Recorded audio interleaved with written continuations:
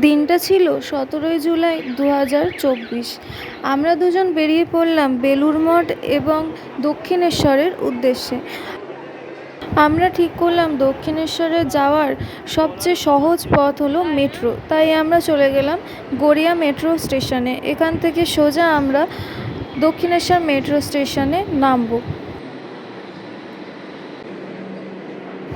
এই যে একটু ওয়েট করার পরে আমাদের মেট্রো কিন্তু চলে এসছে। এই যে আমরা উঠে পড়লাম, বসার সিট পেয়ে গেছি, মোটামুটি ফাঁকাই ছিল মেট্রো।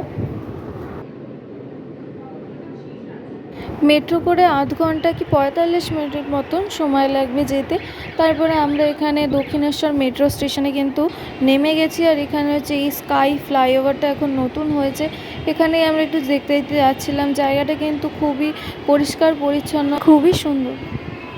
এখানে কিন্তু স্টেশনের মধ্যেই প্রচুর দোকান আছে, লাইন দিয়ে প্রচুর দোকান। এখানে সবই হচ্ছে পুজোর ফুল এবং প্রসাদ কেনার জন্য দোকানগুলো আছে, কিন্তু আমার মতে ওখানে না কেনাই ভালো। আপনারা যখন দক্ষিণেশ্বরে ঢুকতে যাবেন তার আগে প্রচুর দোকান আছে, আপনারা ওখান থেকেই কিনতে পারেন। তারপরে আমরা দক্ষিণেশ্বরে না গিয়ে ফার্স্টেই চলে গেলাম বেলুড় মঠে, সেই জন্য এখানে ফেরির লাইন দিতে হয়েছে। এখানে ফেরিঘাটে আমরা প্রায় আধ ঘন্টা মতন ওয়েট করেছিলাম, কারণ প্রত্যেকটা ফেরি আধ ঘন্টা পর পর ছাড়ে। তো বেশ কিছুক্ষণ ওয়েট করার পরে আমাদের ফেরি কিন্তু চলে এলো। এখানে ফেরিঘাটের ভাড়া হচ্ছে মাত্র 11 টাকা করে। তো আমরা এখানে বসার জায়গা তো পাইনি, তাই দাঁড়িয়ে দাঁড়িয়ে এই যাত্রাটা উপভোগ করছিলাম।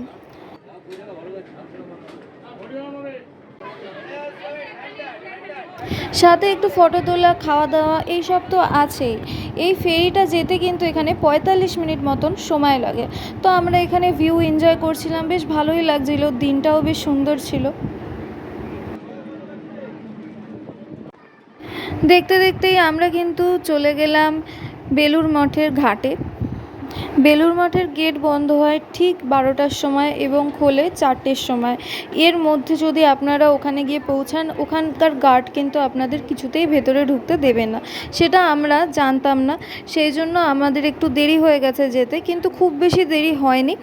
আমরা গেছিলাম প্রায় 12:30টার সময়, 12:30টারও একটু আগে, কিন্তু তাও আমাদের ঢুকতে দেওয়া হয়নি। এখানে কিন্তু প্রচুর লোক ছিল যারা এখানে জড়ো হয়ে গেছিলো গেটের কাছে, আর অনেকবার করে রিকোয়েস্ট করার পরেও কিন্তু এখানকার গার্ডরা কিছুতেই আপনাদের ঢুকতে দেবে না।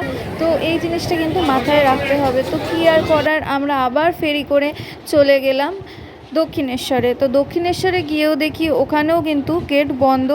ওখানে কিন্তু 3টের সময় গেট খোলা হয়। তো আমরা 3টে পর্যন্ত ওয়েট করলাম, একটু খাওয়া দাওয়া করলাম, তারপরে 3টের সময় যে গেটটা খুললো আমরা ঢুকে গেলাম দক্ষিণেশ্বরে। এখানে কিন্তু দক্ষিণেশ্বরের ভেতরে একটা জায়গা আছে যেখানে আপনাদের ব্যাগ বা সমস্ত কিছু জিনিস ওখানে কিন্তু রাখতে পারবেন। আর এখানে ফোন কিন্তু একেবারেই অ্যালাউ নয়। তো আমরা সব কিছুই রেখে তারপরে গেছিলাম পুজো দিতে। ওখানে যেহেতু ফোন অ্যালাউ নয়, তো সেই ফুটেজ আপনাদের দেখাতে পারছি না। এখন বাজে প্রায় 4:30। আমাদের পুজো দেওয়া কমপ্লিট। এখন কিন্তু বেলুড় মঠের গেট খুলে দিয়েছে, তাই জন্য আমরা ডিসাইড করলাম যে আবার আমরা লঞ্চে করে যাব বেলুড় মঠ দেখতে।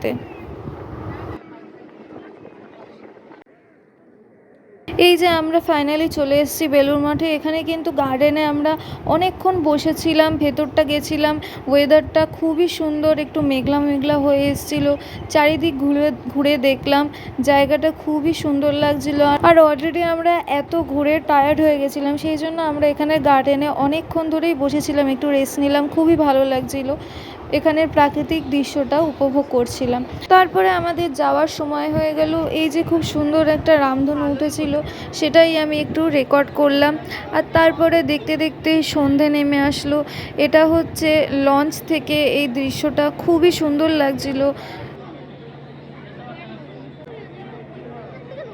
তাহলে আজকের জন্য এই পর্যন্তই, দেখা হচ্ছে পরের ভিডিওতে।